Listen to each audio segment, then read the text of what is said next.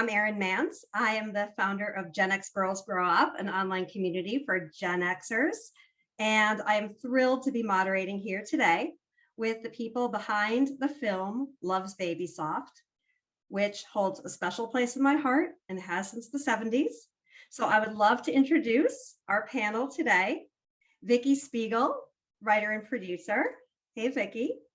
Stacie Capone, producer, and who plays Janice, the mother, very entertaining. Sophia Eptamenitis, producer, and Swinton, who plays the very engaging Dolores. So welcome, everyone. I'm thrilled that we can connect today and get a little bit of a scoop from behind the scenes of the making of the film. Vicki, I'm going to start with you, and I would like to know what compelled you to make this film. In other words, what was it about this story that you really were drawn in and wanted to bring the characters to life? Yeah, well, I grew up in the 70s, so they are a huge part of me and they always will be. I have fond memories of going to the drive-in movies every summer. And we would do this thing where we'd take a blanket and throw it on the roof of the car and we'd lay and watch the movies from there. Just really great memories like that. Kool-Aid was our water back then, you know. And me and my brothers, we were latchkey kids because my mom was a single parent. So she was working 2 jobs most of the time. And so that meant we were on our own a lot. And I, at the time, was starting to get curious about those mysterious creatures called boys, you know, and especially like I had a huge crush on Sean Cassidy and Andy Gibb. And I just wanted to talk to somebody, you know, about dating and how to kiss and how to put makeup on. And when I was 12, that someone walked through our door. She was my mom's partner's daughter, and she was 16. She came to stay with us one summer, and I just thought she was the coolest. She had this confidence, and she had the body that I wanted, right? And like this fantastic feathered hair, and boys just loved her. And I wanted to be just like her, but I was trapped in a preteen body. So the next best thing was to become her best friend. Unfortunately, 12 and 16 are light years apart. So I pretty quickly learned that she did not see me as an equal, which was a crushing blow. But fortunately, it was the inspiration for Love's Baby Soft. That's great. And I can relate, as both been a 12-year-old and a babysitter. And I'm sure many of the viewers could too. Alexa, I want to turn to you and just get your perspective on how do you think growing up has changed over the decades? Well, I think in the 70s specifically, you didn't have any exposure to media. So you didn't get to see Disney shows where, you know, people liked each other already, like at the age of 5. Like I grew up every Saturday, waking up in the morning, eating cereal and running over to the TV to watch Bunked or Jessie, for example. And, you know, you had those, you saw people on the screen having crushes, and, you know, you saw them like picking out outfits, and there's much more exposure to like the pop culture of today. Whereas in the 70s, it was slower to spread information because you had to trust, you know, magazines. And if you wanted to call someone, it would have to be through a landline. So you couldn't call them when you were out at the mall. And you're like, oh my God, I just saw someone who I really don't like from elementary school right at the Starbucks twice in a row in the same week. Like, you can't just do that.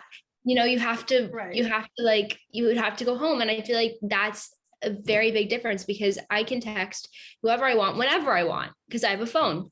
But like back then, it was just way harder to spread all that information. So growing up is just kind of like I see a lot more. And like at a younger age, I knew what crushes were. I knew a lot more about boys because of stuff like that. Whereas in the 70s, you know, like people like Vicki just didn't, which I think is a pretty big difference.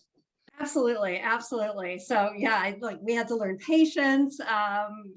Some of us who grew up back then, it wasn't as instantaneous, and we didn't know as much. So we tried to as we read magazines. All right. And Alexa, I also have to ask, do you talk to your mother at all the way Dolores talks to her mother in the film? I mean, I would say my sister's more like that. I try to be more respectful than I would say Dolores is. I love her. Dolores is so sweet, but she's a little, you know, she's she has a lot of personality, I'll say. Yeah. But I do love my mom like a best friend. And I will tell her what I feel. And I am very opinionated, so there's a lot of things that I feel, but I'm not going to slam the door in her face or not open up the door when she tries to talk to me, because that would not go well. That would not go over very well. Okay, fair enough, fair enough. And do you spend that much time in your bedroom like Dolores does? Just curious. Well, I spend a lot of time other places, but not like rather than my house. And whenever I'm in my room, I'm playing guitar. So there's like it's either in my room playing guitar or I'm outside somewhere else. I like hanging out in like the main area just because I like seeing what everyone's doing. And I'm most of the time in the kitchen, like trying to make Starbucks drinks. So definitely not. Sounds good. But I do listen to music all the time, like Dolores. So Great. That's awesome. Stacie, I want to turn to you. What role do you think filmmakers play in ensuring, you know, women and minorities are represented in film? And what approach did you take, you know, going into Love's Baby Soft and throughout to accomplish that? Yeah. I mean, I think that filmmakers have a huge responsibility to represent women and minorities on screen. I think about myself growing up and the images that I saw on screen and how that affected me. And I've made it a mission in my life to show real women on screen, just like real sizes, real shapes, real colors, and doing things that I would want to do. Like as a kid, you know, I think it's so interesting. My mom tells a story about how when I was a kid, I used to have Legos and I wanted to be a firefighter when I was 3, apparently. And, you know, there really was not a lot of that on screen, like female firefighters when I was a kid. Now there is, which is great. And now women can see themselves doing the things that they want to do on screen. So I think it's a huge responsibility, because I do think that what we watch really influences what we can become and what we do in our daily lives. Absolutely. Yeah. Absolutely. Vicki, kind of turning back to you, who do you want to give a shout out to? Who was just instrumental in championing this film forward? First of all, my friend Sophia, our associate producer, because I reached out, I pulled this out of the drawer a couple years ago, and I called her up and said, you want to help me make this happen? And she connected me to Stacie, for which I will be forever grateful. Our director, Lanny Zapoy, she and I both had similar experiences. And so she really connected to this story and brought it to life for us. And we are sponsored by Dana Fragrances, they're the makers of Love's Baby Soft perfume, and they're our sponsors. And without their support, we would not be here. And this is really a stepping stone to the TV series. We are hoping to pitch this to production companies. Well, I'm sure many of us would look forward to seeing that. That's great. And lastly, Sophia, how can people find you on social media? How can they find you all? We are on Instagram at Love's Baby Soft Film, and we upload a couple times a week photos from stills from the actual film and other events. You know, we're going to be putting stuff from the film festivals on, and any more information about the accomplishments of our great cast. You know, all announcements will be there. I like to promote on my own personal Twitter.